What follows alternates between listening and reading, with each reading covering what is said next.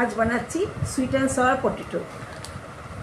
পটেটোগুলোকে আমি এরকম করে কিউব করে কেটে নিয়েছি, ঠিক এরকম কিউব কিউব করে কেটেছি। আমি 3টে বড় সাইজের আলু নিয়ে নিয়েছি, আর আলুর সাইড থেকে একটু একা বেঁকাগুলো আমি কেটে বাদ দিয়ে রেখে দিয়েছি। আর এর মধ্যে দিয়ে দিলাম কর্নফ্লাওয়ার। আমি আলুটাই কিন্তু কোনো 30% 20% কোনো বয়েল করলাম না, আমি ডাইরেক্ট এটা দিয়ে দিলাম, কর্নফ্লাওয়ারটা দিয়ে দিলাম।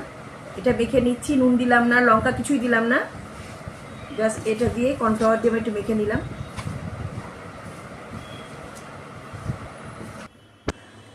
এবার প্যানে সাদা তেল গরম করে নিয়েছি, দিয়ে আমি পটেটোগুলো দিয়ে দিচ্ছি প্রত্যেকে, সব দিয়ে দেবো। আমি লো ফ্লেমেই রেখেছি।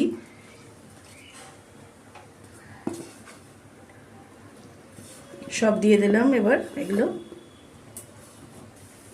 এবার একটু নেড়ে চেড়ে উল্টে দেবো, আর একটু হবে কুক, কারণ আমি কিন্তু এটা বয়েল করিনি, আমি একদম ডাইরেক্ট কাঁচা আলুতে করছি। আমার যেন মনে হয় কাঁচা আলুতে ক্রিস্পিটা বেশি ভালো আসে।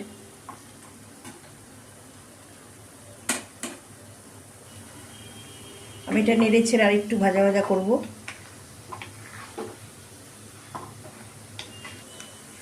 আমার আলুগুলো হয়ে গেছে, এবার আমি তুলে নিচ্ছি।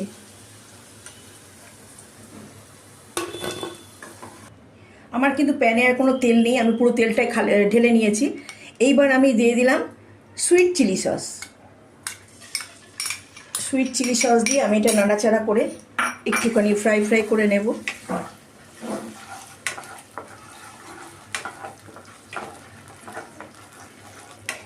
এইবার আমি ভেজে রাখা পটেটোগুলো দিয়ে দেব।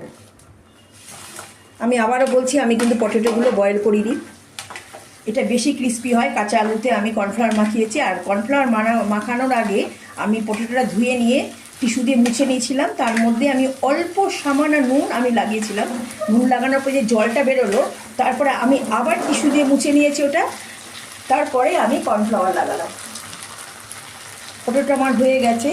এইবার আমি উপর থেকে একটু সামান্য সাদা তেল দিয়ে দিচ্ছি। দেখুন কত সুন্দর হয়েছে, খেতেও ঠিক তেমনই লোভনীয়, যেমন দেখতে খেতেও খুব ভালো হবে। এইভাবে করে খেয়ে দেখবেন, খুব ভালো লাগবে চায়ের সাথে। বাচ্চারা তো খুবই পছন্দ করবে। ভালো লাগলে একটু লাইক কমেন্ট শেয়ার করে দেবেন। ইউটিউব থেকে দেখলে সাবস্ক্রাইব করবেন। সুস্থ থাকবেন, ভালো থাকবেন, ধন্যবাদ।